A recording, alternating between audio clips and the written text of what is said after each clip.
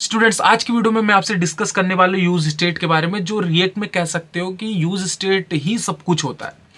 ठीक है, अब मैं यूज स्टेट की बात क्यों कर रहा हूँ, उसके पीछे दो तीन रीजन है। भाई, हम वेबसाइट क्यों बनाते हैं, कोई भी हमसे वेबसाइट क्यों बनवाता है, इसके दो ही तीन रीजन है। या तो भाई देखो, वेबसाइट के थ्रू हम कोई भी चीज़ सेल करना चाहते हैं, कोई चीज़ बाय करना चाहते हैं, कहीं से कुछ इन्फॉर्मेशन लेना चाहते हैं, इस तरीके की चीज़ें करते हैं। अब यहाँ पे क्या होता है कि जब हम इस तरीके की चीज़ें करते हैं तो बिना फॉर्म के इनपुट के ये सारी चीज़ें हो नहीं पाती। तो जो हमारा रिएक्ट है ना, तो उसमें थोड़ा सा डिफरेंट है as compare to JavaScript. React यानी फॉर्म के डेटा को हैंडल करना, तो यूज स्टेट के बिना कह सकते हो कि रिएक्ट में ये चीज़ हो नहीं सकती। तो यूज स्टेट बहुत इंपॉर्टेंट है समझना। ये वीडियो आपको पूरा डिटेल में समझाने वाली है। दूसरी चीज़, जैसे कि आप कोई इनर एचटीएमएल से रिलेटेड काम करना चाहते हो, तो ये सारी चीज़ें यूज स्टेट की हेल्प से होंगी, क्योंकि यहाँ पे इनर एचटीएमएल जैसी चीज़ें हो नहीं पाती। तो चलिए शुरू करता हूँ। वीडियो को आप लोग प्लीज़ एंड तक देखना, मैं आपसे रिक्वेस्ट करता हूँ, बहुत इंपॉर्टेंट वीडियो होगी आपके पॉइंट ऑफ व्यू से। चलिए, अब ये यूज स्टेट क्या होता है, एक तरीके का कह सकते हो कि ये एक पैकेज है। ये कह सकते हो कि इसको हमें इंपोर्ट करना पड़ेगा अगर यूज़ करना है। तो मैं स्टार्ट कर रहा हूँ फॉर्म के डेटा से, और उसके बाद मैं आता हूँ कंपोनेंट को कैसे रेंडर करता, वो ही बहुत इंपॉर्टेंट चीज़ है। भाई सपोज मैं देखिए यहाँ पे इंपोर्ट कर रहा हूँ। देखिए यहाँ पे इस तरीके से ही करना होता है इंपोर्ट। आपको क्या क्या करना है, अभी यूज स्टेट, मुझे यूज स्टेट इंपोर्ट करना है, कहाँ से, रिएक्ट से। ठीक है, मैंने कर लिया। अब देखिए इसका सिंटेक्स क्या होता है वो समझ लो। ये एग्जैक्टली उस तरीके से होता है। यूज स्टेट का मतलब क्या होता है, देखो, जब मैंने पेज को ओपन किया तो कैसा था, और मैंने अपना टास्क परफॉर्म किया उसके बाद कैसा है। मतलब समझना, एक इनिशियल पोजीशन होती है, एक फाइनल पोजीशन होती है। तो इनिशियल पे मैंने स्टार्टिंग में क्या रखा, और आखिरी में मैंने क्या करा, मतलब कि मैं उसकी स्टेट चेंज कर रहा हूं, एक स्टेट से दूसरे स्टेट पे कर रहा हूं। तो रिएक्ट में हम उसकी स्टेट को ही हैंडल करते हैं। भाई देखो, मैंने स्टार्टिंग में अगर कोई चीज बनाई, उसको मैंने कहा कि भाई फॉर्म है, इनपुट टैग है, तो इनपुट अभी खाली है।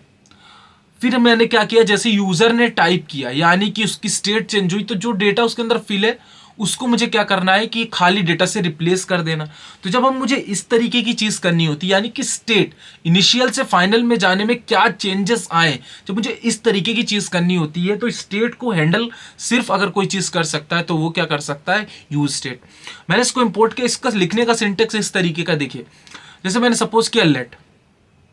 अब यहाँ पे एक चीज होती है, थोड़ा सा आपको समझना पड़ेगा। जैसे सपोज किया मैं यूजर से नेम लेने वाला हूं इनपुट में, तो मैंने क्या कहा, नेम। फिर उसको हमें दोबारा से सेट करना पड़ता है नेम। अब इसका थोड़ा सा आपको सिंटेक्स समझना होगा। यहाँ पे हम जो चीज़ लिखते हैं वो क्या होती है, स्मॉल, और जब हम यहाँ पे लिखते हैं सेट, और उसके बाद जो सबसे पहला लेटर होता है सेट के बाद, अगर यहाँ नेम लिखा है तो यहाँ पे आएगा नेम, तो कैपिटल लेटर में मैंने इस तरीके से किया। और यहाँ पे इजिकल्स टू आपको यूज़ करना है और कहना है यूज स्टेट। और यूज स्टेट में ये जो ब्रैकेट है, इसके अंदर सबसे पहली चीज़ वो आती है जो आपको पेज के ओपन होते ही दिखाना है। सपोज मुझे इनपुट का फील्ड खाली दिखाना है, तो मैंने क्या करा, ये बना दिया। अभी आपको और चीज़ें थोड़ी सी क्लियर होंगी जैसे ही हम आगे बढ़ेंगे। अब मैं दिस इज अबाउट पेज को यहाँ से हटा रहा हूँ, और मैं इसको हटाने के बाद क्या करता हूँ कि यहाँ पे एक इनपुट, और ध्यान रखना रिएक्ट में फॉर्म टैग नहीं भी लोगे तो कुछ नहीं होने वाला। रिएक्ट डेटा को बहुत अच्छे से हैंडल करता है, बिना फॉर्म के हैंडल करता है। ठीक है, मैंने इसको क्या करा, देखो सिंपल से मैंने एक इनपुट लिया और उसको टाइप बताया, उसका टाइप जो है वो टेक्स्ट। भाई ठीक है, इतना तो कर दिया। अब रिएक्ट में होता क्या है, देखो तुम्हें पता है कि इनपुट टाइप टेक्स्ट है, उसमें एक एट्रीब्यूट होता है वैल्यू। ठीक है, उसमें एक एट्रीब्यूट होता है वैल्यू। अगर सपोज आपने यहाँ पे लिखा वैल्यू, और वैल्यू के अंदर सपोज आपने लिख दिया हेलो, तो अगर आप जब आप इसको रन करोगे, मैं प्रोजेक्ट को स्टार्ट करता हूं तो आपको एक चीज समझा देता हूं। जैसे मैंने लिखा npm स्टार्ट, जब ये स्टार्ट हो जाएगा, थोड़ा सा टाइम लेता है स्टार्ट होने में, तो आप देखोगे कि जो सबसे पहला इनपुट फील्ड बना हुआ आएगा ना, उस इनपुट फील्ड में क्या होने वाला है कि पहले से हेलो लिखा रहेगा। थोड़ा स्टार्ट हो जाए तो चीज़ें आपको क्लेरिफाई हो जाएंगी अच्छे से। ये देखिए, ये यहाँ पे इस तरीके का है, और ये शायद दूसरे पेज की कोई चीज़ दिखा रहा है, तो पहले मैं उसको हटाने की कोशिश कर लेता हूँ ताकि आप लोगों को चीज़ें सही से समझ में आए। तो ये जो ओपन है, आई थिंक होम के अंदर का तो नहीं है, आई थिंक यस ये होम के अंदर का है। तो इसको मैं अभी के लिए होम के अंदर वाली चीज़ को मैं क्या करता हूँ, यहाँ से एक्सपोर्ट रहने देते हैं। app.js में मैंने इसको यहाँ पे राउटिंग वगैरह की है। तो अभी के लिए मैं क्या करता हूँ कि जो यहाँ पे, हाँ यहीं पे मैं क्या करता हूँ कि मैं अबाउट पे चला जाता हूँ, क्योंकि राउटिंग ऑलरेडी है। देखो, तो राउटिंग है तो दिक्कत ही नहीं है, राउटिंग कर रखी थी मैंने, एक वीडियो में सिखाई थी। तो ये देखिए मैंने इसको थोड़ा सा जूम कर दिया तो नैप बार थोड़ा साइड में चला गया। ये देखो पहले से कौन सी वैल्यू फिल आ रही, हेलो। मतलब कि आप इस फॉर्म को क्रिएट करते समय जो हमारा अबाउट है उसके अंदर जो index.jsx है उसके अंदर जो आप वैल्यू में लिख दोगे सबसे पहले वही लिखा देगी। जैसे मैंने लिखा वी आर डेवलपर्स, तो अब आप देखोगे फॉर्म के अंदर क्या लिखा होगा, हेलो वी आर डेवलपर्स। तो जब इस तरीके की चीजें होती हैं, क्यों ना मैं ऐसा करूं कि भाई जब पेज हमारा स्टार्ट हो तो जो इसके अंदर वैल्यू हो वो क्या हो जाए, नेम हो जाए। भाई क्या हो जाए, नेम हो जाए। मैंने क्या करा कि सेट स्टेट का ये जो पहला वर्ड होता है ये होता है उसकी इनिशियल पोजीशन, और ये जो यहाँ पे नेम होता है वही ये वैल्यू होती है। कौन सी, ये खाली वैल्यू। थोड़ा सा समझने की कोशिश करना आप। जैसे सपोज अभी मैंने यहाँ पे नेम पास कर दिया तो अब क्या होगा, वैल्यू बराबर नेम। तो अगर यहाँ पे भी खाली है तो देखो कुछ दिखाई दे रहा है क्या आपको, खाली है। लेकिन जैसे ही आप यहाँ पे कुछ लिखोगे, जैसे यहाँ पे भी आपने लिखा है हेलो, तो आपको कुछ ऐसा देखने को मिलने वाला है। मतलब आप एक चीज समझ रहे हो कि जो आप यहाँ पे यूज स्टेट में वैल्यू पहले पास करते हो वही ये नेम की वैल्यू होती है, और जहां पे भी आप नेम पास करते हो हमें आउटपुट में दिखाई दे जाता है। तो जब अगर ऐसा कुछ है तो भाई अभी हमें नेम को खाली रखना होगा। अब मुझे क्या करना है, सिंपली से कि जब कोई भी इसमें टाइप करे, तो अब देखिए रिएक्ट ऐसा तो है नहीं कि भाई मैं आईडी से इसकी वैल्यू को गेट कर लूंगा, फॉर्म में बटन बना के जब सबमिट करेंगे तो टास्क परफॉर्म करवा दूंगा। तो हमें क्या करना होता है कि यूजर जैसे ही कोई चीज टाइप करता है, यानी कि जैसे ही यहाँ पे कुछ ऑन चेंज होता है, तो ऑन चेंज एक इवेंट है। अब यहाँ पे ऑन चेंज क्या होता है, यानी जैसे कोई एक वर्ड भी टाइप करेगा वैसे ही ये सारी चीजों को कैच कर लेगा। कैसे, देखो मैंने ऑन चेंज किया, यहाँ पे आपको बनाना पड़ता है, कह सकते हो फंक्शन, ठीक है, और इसको आप सिंपली कह सकते हो कॉल बैक फंक्शन, एक हमें बनाना पड़ता है। तो हमने क्या करा कि इस तरीके का फंक्शन बनाया और इसमें मैंने पास कर दिया सेट नेम। ठीक है, मैंने क्या पास कर दिया, सेट नेम।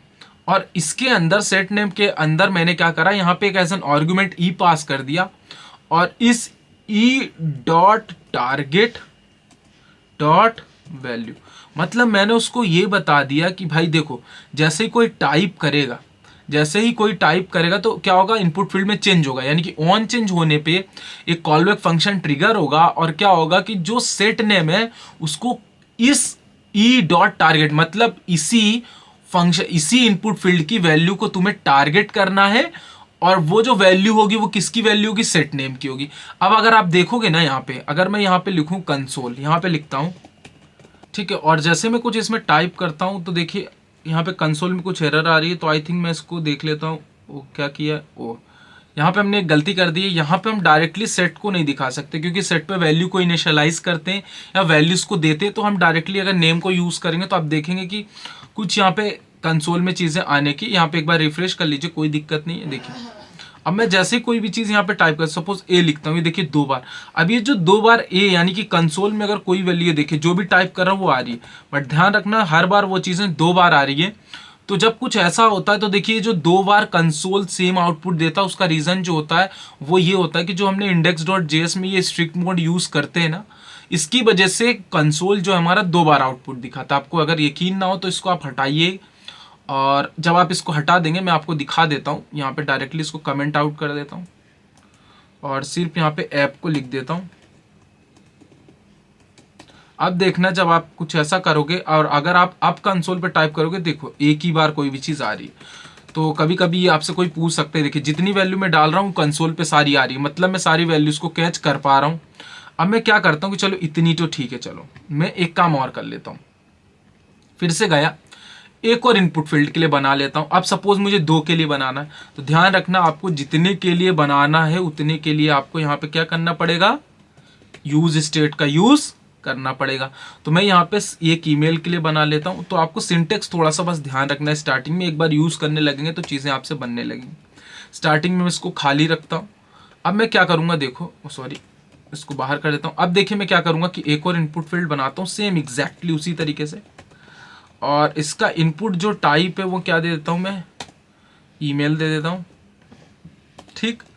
और दूसरी चीज़, इसको जो वैल्यू दूंगा एग्जैक्टली जो मैंने यहाँ पे यूज़ किया है यूज स्टेट का पहला वेरिएबल वही दे दूंगा। और यहाँ पे थोड़ी सी स्पेलिंग गलत हो गई है, ई मेल होगा। और यहाँ पे भी वही सेम चीज़ लिखूंगा एग्जैक्टली। देखिए कोई सिंटेक्स में कोई अंतर नहीं। ऑन चेंज होने पे क्या होगा, एक वेरिएबल होगा, कह सकते हो कॉल बैक फंक्शन होगा जिसमें एक आर्गुमेंट होगा ई नाम का, और उसमें मैं सेट ईमेल कर दूंगा भाई। और सेट ईमेल के अंदर क्या लिखूंगा, E dot target dot value. अब मैं ऐसा क्यों कर रहा हूँ उसके पीछे का रीजन समझो। देखिए सिंटेक्स अगर आप किसी भी फॉर्म को हैंडल करने तो इतना तो लिखना पड़ेगा, क्योंकि क्या होता है भाई ये तो टाइप है, वैल्यू में ईमेल लिख दिया और जो वैल्यू आपने यहाँ लिखी उसी वैल्यू को मुझे ऑन चेंज पे क्या करना पड़ रहा है, सेट ईमेल, यानी कि चेंज वाली वैल्यू को असाइन करना पड़ रहा है। इस सिंटेक्स का आप सिंपल से मतलब समझ लो कि ये जो आपने यहाँ पे बार बार लिख रहे हो ये वो होता है जो इनिशियल पोजीशन पे हम कोई भी चीज़ देते हैं, और सेट जो करता है ये जैसे ही कोई चेंज होता है तो वो क्या वैल्यू सेट करके दोबारा ईमेल को दे देता है। देखो होता क्या है भाई, स्टार्टिंग में ईमेल का मतलब खाली या नेम का मतलब खाली। अब जैसे कुछ टाइप करते हो तो ऑन चेंज इवेंट चलता है और ये क्या करता है कि सेट नेम की वैल्यू या सेट ईमेल की वैल्यू में चेंजेस वही करता है जो आप टाइप करते हो, और वही वैल्यू दोबारा किसको असाइन कर देता है, इसको कर देता है। तो ये पूरी तरीके से कह सकते हो कि ये इनिशियल और फाइनल के बीच की बात है कि भाई जो इनिशियल था वो स्टार्ट में कैसा था, फाइनल कैसा था, फाइनल चलने के बाद फाइनल जितना चल गया उसको वापिस किसने असाइन कर दिया, किसमें असाइन कर दिया, इस सिंपल से नेम में या ईमेल में। तो इस तरीके की चीज़ होती है। अब आप देखोगे यहाँ पे अगर इसको मैं कंसोल कराऊंगा,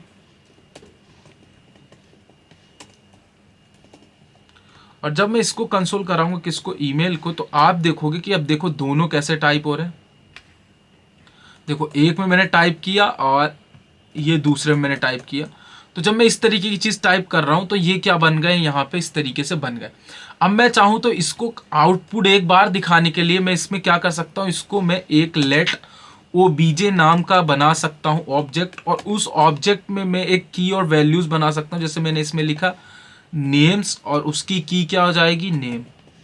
मैंने यहाँ पे एक और क्या करा, यहाँ पे एक बनाया ईमेल और उसको मैंने कह दिया सिंपली से ईमेल।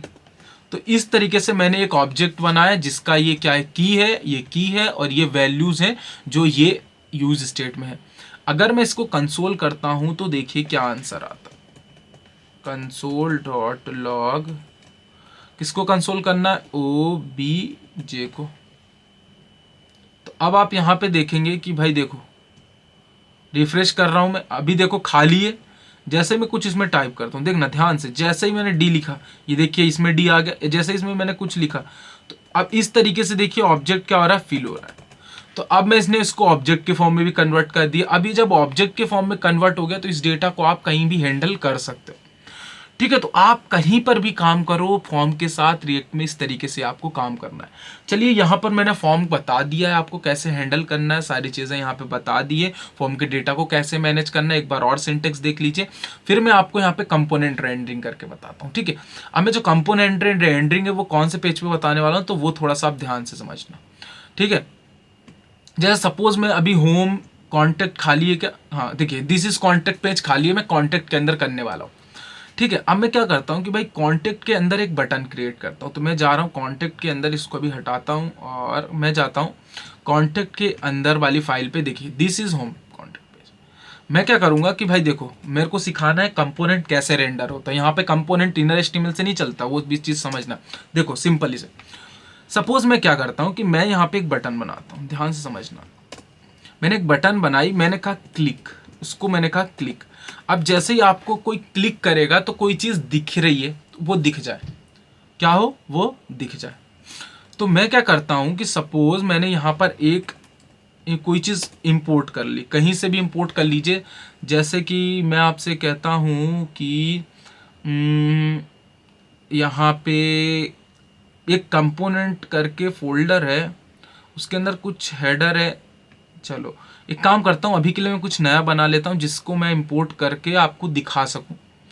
तो मैं कोई चीज़ यहाँ पे सपोज़ मैं कंपोनेंट के अंदर एक और कोई चीज़ बना लेता हूँ जल्दी से। मैं कंपोनेंट के अंदर हेडर में काम कर लेते हैं। ठीक है, हेडर में नहीं, मैं एक काम कर लेता हूँ कि भाई आपको समझाने के लिए कन्फ्यूज़न ना हो, कॉन्टेक्ट के अंदर ही कुछ नई चीज़ करने की कोशिश करता हूँ। जैसे कि हमारे पास ऑलरेडी about.jsx में ये सारी चीज़ बनी हुई है, तो मैं क्या करना चाहता हूँ कि about.jsx की जो चीज़ें हैं उसको मैं दिखाना चाहता हूँ कहाँ पर, contact.js के अंदर। बट कब दिखाना चाहता हूँ, जब कोई इस बटन पे क्लिक करे। ध्यान से समझना। तो मैंने क्या कहा कि ऑन क्लिक, मैंने क्या करा, ऑन क्लिक। एक क्या चला है यहाँ पे, इवेंट चला है। मैंने कहा कि ऑन क्लिक जैसे कोई इस बटन पे क्लिक करेगा तो एक फंक्शन चले जिसका नाम है शो। पिछली वीडियो में मैंने फंक्शन यूज़ करना बताया कैसे करते हैं वो सारी चीज़। अब मैं क्या करना चाहता हूँ यहाँ पे कि मैं इंपोर्ट कर लेता हूँ। इंपोर्ट क्या इंपोर्ट करना है भाई, आपको इंपोर्ट करना है अबाउट वाले पेज को, तो मुझे अबाउट को इंपोर्ट करना है। तो अबाउट के अंदर देख लेते हैं अबाउट में क्या लिखा है, एक्सपोर्ट अबाउट से हुआ है। ठीक है, चलिए। तो मैं इसको करना चाहता हूँ किसको, अबाउट को। ठीक है, देखिए उसने खुद बता दिया कहाँ से हमको करना है, अबाउट से। ठीक, पाथ उसने ले लिया। अब मैं क्या करना चाहता हूँ, जैसे कोई क्लिक करे तब दिखाई दे। अभी आप देखो ये शो जो है थोड़ा सा एरर दे रहा है, ताकि अभी मैं इसको डिक्लेयर कर देता हूँ ताकि आपको स्क्रीन पे पहले दिखा दूँ। फंक्शन को मैंने डिक्लेयर किया। अब देखो क्या है यहाँ पे, अभी कुछ है क्या इस, अभी कॉन्टेक्ट पेज में कुछ है क्या, नहीं, सिर्फ एक बटन है, कॉर्नर पे एक छोटी सी बटन है, उसको थोड़ा सा बड़ा कर देता हूँ। ठीक, अब मैं क्या करना चाहता हूँ, जैसे इस पे कोई क्लिक करे ना तो ये फॉर्म जो हमने यहाँ पे बनाया है, ये अबाउट में जो हमने ये फॉर्म बनाया ना, ये 2 इनपुट बॉक्स, ये वहाँ पे दिखाई दे जाए। क्योंकि देखिए कंपोनेंट आपकी डिज़ाइन कुछ भी हो सकती है। मैं तो भाई आपको एक नॉर्मल और सिंपल से एग्जाम्पल्स लेके दे रहा हूँ। अभी मैं अगली वीडियो में जहाँ फॉर्म बहुत अच्छे से बनाना सिखाऊंगा, चाहे लॉगिन हो चाहे रजिस्ट्रेशन हो, बहुत बेहतरीन तरीके से सारी चीज़, प्रोजेक्ट की वीडियोस आएंगी। बट आप पहले बेसिक्स को थोड़ा समझ लीजिए।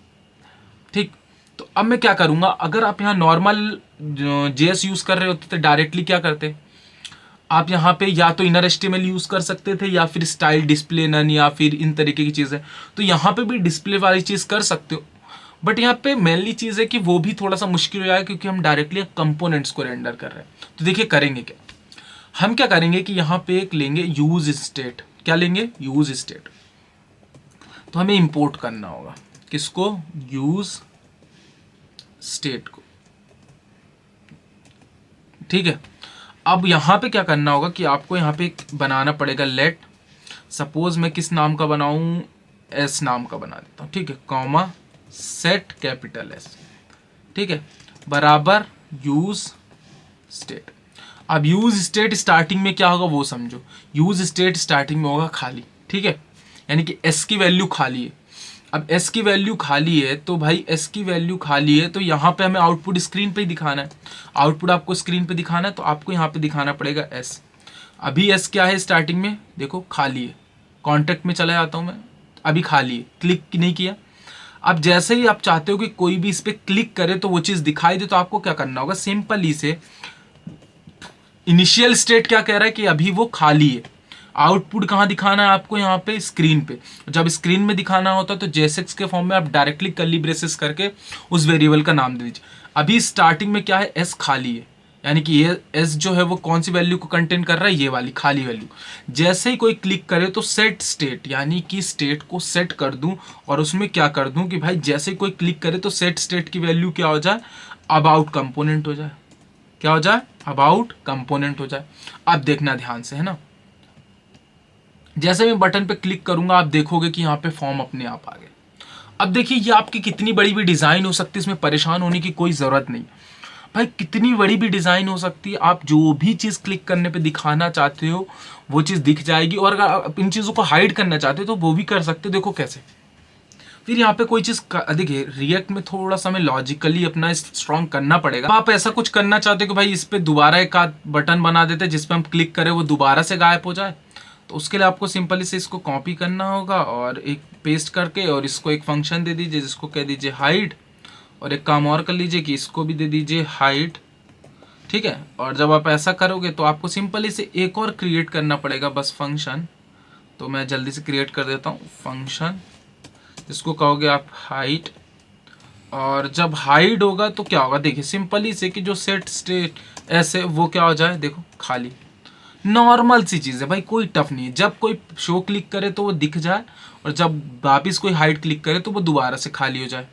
देखिए अल्टीमेटली कुछ भी नहीं है। अल्टीमेटली यहाँ पे जो भी इनिशियल पोजीशन थी उसके बाद जो चेंजेस किए वो सेट स्टेट को असाइन कर दो, अपने आप हमारा काम हो जाएगा। ये देखो क्लिक में तो पहले ही दिख रहा है, हाइड में गायब हो रहा है, क्लिक में दिख रहा है, हाइड में गायब हो रहा है। तो जब हमें कुछ इस तरीके की चीज़ करनी है जहाँ कुछ कंपोनेंट रेंडर करने, कहीं पे बटन पे क्लिक करके या किसी कंडीशंस के थ्रू, तो हम इस तरीके की चीज़ें यहाँ पे कर सकते हैं।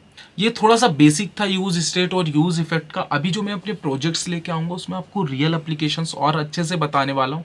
तो इस वीडियो में मैं इतना ही बताऊंगा। अगली वीडियो यूज स्टेट के ऊपर होने वाली है, सॉरी यूज इफेक्ट के ऊपर होने वाली है, जो बहुत ज़्यादा इंपॉर्टेंट होगी। वीडियो को अच्छी लगी तो वीडियो को लाइक करना, चैनल को सब्सक्राइब करना। मिलते हैं एक और ऐसे ही नेक्स्ट वीडियो के साथ।